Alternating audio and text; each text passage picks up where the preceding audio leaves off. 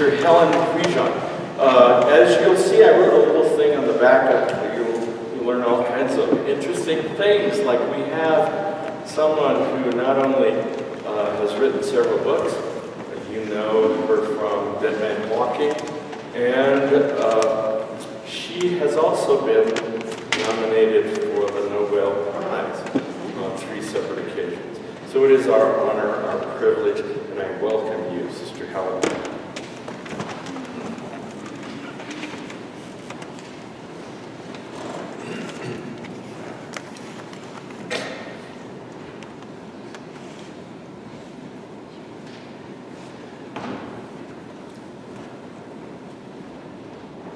Good morning. Good morning. Are we on? It's a privilege to be able to stand before you and share the faith journey that I'm still on, as we all are. So basically, I guess the introduction is just to say, let me tell you what happened to me and what keeps on happening to me. We could all do that with each other this morning. But I'm going to begin by writing my spiritual memoir now. It's called River of Fire. The editors at Random House think of it as the prequel to Dead Man Walking. It's the spiritual journey that got me to death row. And believe me, as a Catholic nun who started out as a teacher and a director of religious ed in the parish, I never dreamed I'd be doing ministry on death row. When the media would ask me about it, I said, well, it's the upward mobility of the gospel. They didn't get it, but I know you get it.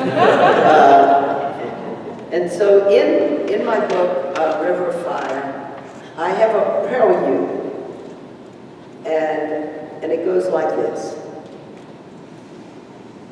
They killed a man with fire one night. They strapped him in a wooden chair and pumped electricity through his body until he was dead. His killing was a legal act because he had killed. No religious leaders protested the killing that night. But I was there. I saw it with my own eyes. And what I saw set my soul on fire, a fire that burns in me still. Now here is an account of how I came to be in the killing chamber that night and the spiritual currents that pulled me there. The spiritual currents which we are in deep connection with here in this community of believers is about Jesus and the path of Jesus and the call of Jesus, the radical call of Jesus to us, to engage in the works of bringing justice and mercy. My story is of a little girl who started out in Baton Rouge, Louisiana in a Catholic family and surrounded by privilege. I would never have used the word privilege. I didn't know it was privilege. But it was during the Jim Crow days in the Deep South. African American people couldn't even drink from the same water fountains as white people. And when I would go to Sacred Heart Church, African American people had to sit way over in a separate section of the church. And black kids couldn't receive their first Holy Communion with white kids. But you see, what culture does is, you know, all the adults saying to us, the kids, well, honey, that's just the way it is here, and it's better for the races to be separate because they like to be with their own kind, and it's just tension and you know, hardship and fights and all that break out. So stay separate, and that's what's good. Well, I just didn't know because I was disconnected what suffering it must be for an African-American family to be traveling, but they couldn't stay at the motels. Or even if they had to go to the bathroom, if they didn't have a place that had color, separate from white. What fathers with their families or mothers would have been for their children to know that they were going to grow up and they would be prejudiced against and they would be dismissed and despised. I never dreamed. Because my daddy was a good Catholic daddy, and part of the Knights of Columbus. He was a successful lawyer, he was a successful businessman. And he had resources, he knew judges, he knew bishops, he knew people. And I never would have dreamed that if anything bad could happen, or when Louis, my little brother, got really, really sick, Mama had been a nurse at Our Lady of the Lake, and Louis almost died, but she knew the doctors, she knew the people in the hospital, and they all gave their attention. They saved Louis' life. I call it grace because it was an awakening. So in my first years as a nun, I had heavy emphasis on prayer and meditation, mystical union with God. And I was, I was good. I wasn't one of those nuns that beat kids with a ruler and stuff. I mean, we were friendly. I mean, nuns didn't beat us or anything. And they made learning so attractive. I mean, I came alive in high school. I learned to develop my gifts. I learned public speaking. I learned what education does. It teaches you, helps you draw out your gifts to know who you are. But there was rumbling in the land about justice, and some of the nuns, we were having fierce debates, and we needed to be more engaged in justice and with the poor. And I didn't go for it. I resisted it actively because I said, we're nuns, we're not social workers. What do you mean we're going to be getting involved in all these issues? We're going to get involved in politics, we have to deal with economics and all that kind of stuff. And I would have none of it. So when the waking up came, it was dramatic because I had resisted this connection, never understood the connection of the gospel of Jesus and justice for the poor and those who are marginated and those who are left out. And just to take it briefly, I woke up, I awakened. I was just in Temple Emmanuel in San Francisco, and we were in several of us were sharing, and I said, waking up, what's the Yiddish word for that? What's the Hebrew equivalent of that? And later Rabbi Singer said, right at the end, he said, it's about the call response. Moses, the waking up was the burning bush. Abraham, come follow me. So the waking up happens in our hearts. I was with Bishop Daniel last night, and the waking up, it's heart thing. And I believe God wakes us up when God's ready to use us. I don't think I would have been mature enough to handle all that happened to me when I did awaken, and then I moved in to a poor neighborhood in the inner city of New Orleans. And all the rules were different, and it was like a different country. And I saw what it meant not to have privilege. I sat in Charity Hospital with Geraldine and her sick child till a young doctor learning medicine at 2 o'clock in the morning called her, sitting on hard plastic chairs waiting to be called because she didn't have health insurance.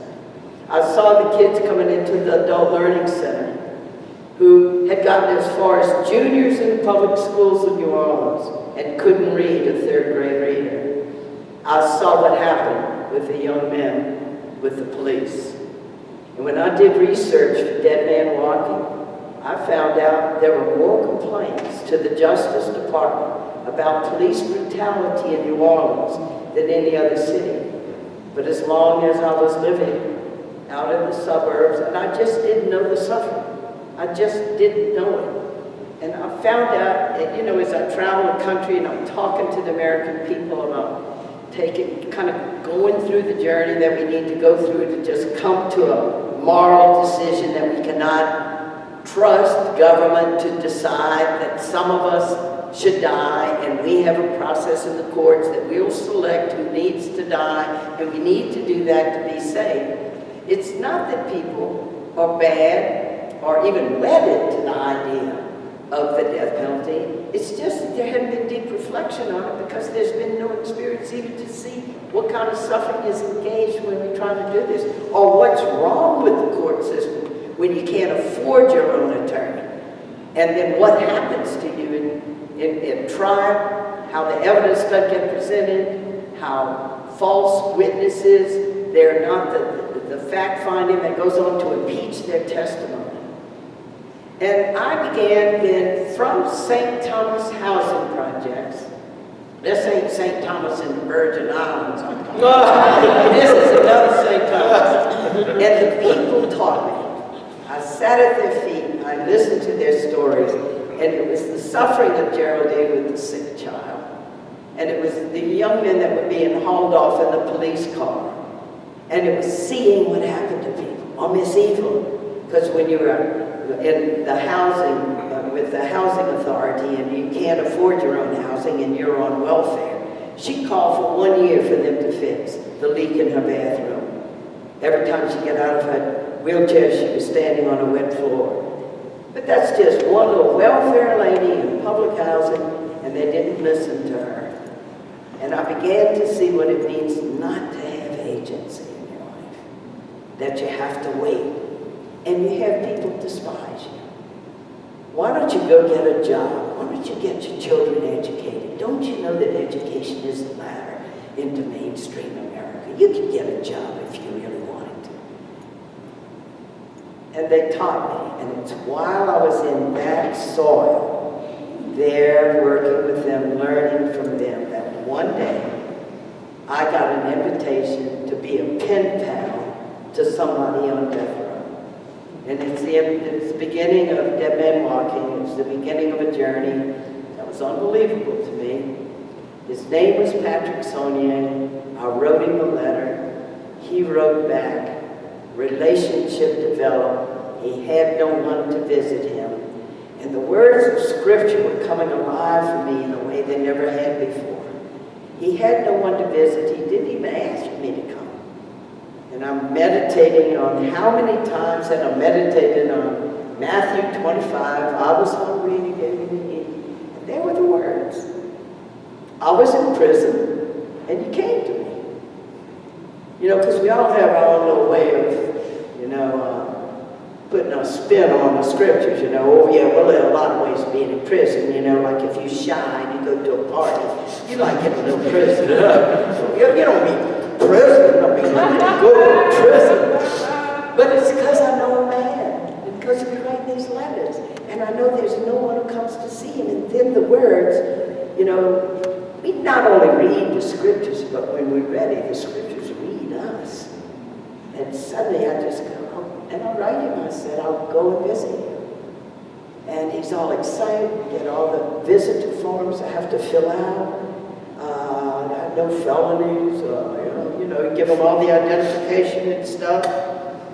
And I don't know that 2.5 years later, I began with, they killed a man with fire one night, that he's going to be killed because I'm his spiritual advisor. Everyone else would have had to leave the death house at 5:45 in the evening, but I would be with him to the end.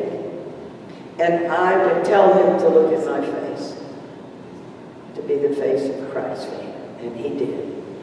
And they killed him. And I came out in the dark. It was done at midnight. Vomited. I'd never watched a human being be strapped and killed. And the mission came. Clear. Really clear. It's so clear. It just rings like a clear bell still within me. The American people are never going to get close to this. It's a secret ritual to kill people. But I had been called as a witness, and I had seen the suffering. I also had been brought into the suffering of the victims' families. And at first, I made a bad mistake. The first person I was with on death row, I didn't know what to do with the victims' family. I mean, there'd been a brutal killing of their son and their daughter. A couple.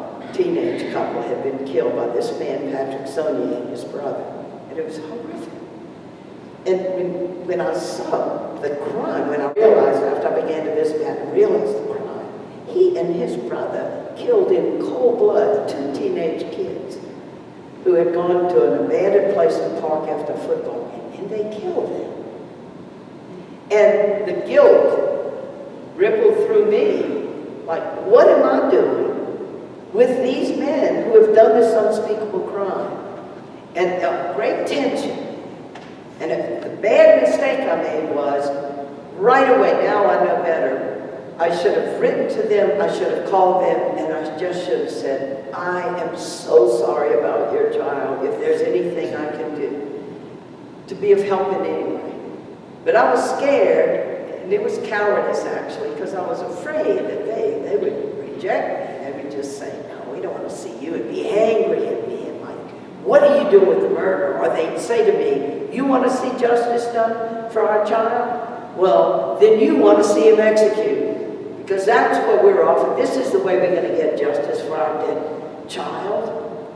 Justice demands. He killed, he deserves to die. And I met them at the worst possible time. You couldn't be more polarized, and it was at a pardon board hearing right before Pat was executed. And when you go into a pardon board hearing, you actually sign a book where it couldn't be clearer than delineation of life and death, because you sign a side of the book. Are you for the execution? Are you for the death of the person? And all the victims' families and their relatives and their friends, they had packed this pardon board hearing, calling for the death of Patrick Sonia. And there were 3 of us that signed the other side of the book that day, asking the pardon board not to kill this man. And that's when I met the victim's family. Then the most wonderful story, the hero of Dead Man Walking, and you can read it for yourself. It's just approximated in the film. They couldn't go into this deep place. Was the father of a boy who was killed, who made an amazing journey of faith into forgiveness. He said, sister, who hasn't got to be friends, most people think forgiveness is weak. You killed my child, and I'm forgive you. Like you're condoning it? Just my child, it's okay. And the way is his journey, and he was the first one who taught me, and I'll end with this. Everybody, he said, was saying to me, Lord, you got to be for the death penalty or to look like you didn't love David. Look at the symbolism in our society. If you have loved and lost in a terrible way, what we must do as a society is demand the death of the one who killed your loved one. He said everybody was saying that. And sister, you weren't there for me either. And so he said, I said, they're right. I almost lost my wife through her grief for David. And I went there. And I pictured myself pulling that switch. And I wanted him to feel pain for what they had done to us. And then he came to a point. And he just said, I was angry all the time. I was snapping at the middle of my wife, my daughter. And when he told me this, he put his hand like this. And then I said, they killed our boy, but I'm not going to let them kill me. I'm going to do what Jesus said. And he set his face to go down the road. He was the first one who taught me that what forgiveness is about, not first and foremost to relieve the burden of guilt on the ones who have hurt us, though it has that effect. Sometimes it's an open-ended kind of thing with human beings who have hurt each other. But it was to save his own life. And I then read the words of Jesus with new meaning, why we love our enemies. And we love our enemies because we're not going to let the hatred. The Dalai Lama says, our enemies have something to teach us. What is the lesson here that I learned from them? But in Lloyd LeBlanc, the father of David who was killed, I learned that the love in us, through God's Spirit in us, and through community that sustains us, is so great that the hatred cannot dominate and take over us so that we lose our life too. And so I just want to say, I know the death penalty is a tough thing. It's a tough issue because, you know, the crimes can be so horrific and we're outraged when we hear what has happened to innocent people. And I just want to say, I think it's ethical to feel outrage at the death of innocent victims. But the question is, it's about us. What kind of society are we going to be? I have traveled in and out of your state a lot, working with the people who moved this state to the day where your legislature, with the approval of the governor, got rid of the death penalty. And I applaud you for that. You're a life state, and I know when I travel if I'm going to a life state or not. Now, life has ramifications through many, many things. Through the way we treat our children, our poor, the terrible, unspeakable atrocities and abuse that have happened to Native American people who are still struggling under a kind of apartheid and poverty. And so I just want to say to you, thank you for letting me be a part of it. Lavette and Tony Ulichny are good friends, and so they're the ones who are connected to you now. They have been looking for a faith community in which they can make a connection between mystery, meditation, prayer, community, and connection to justice. So thank you for having me.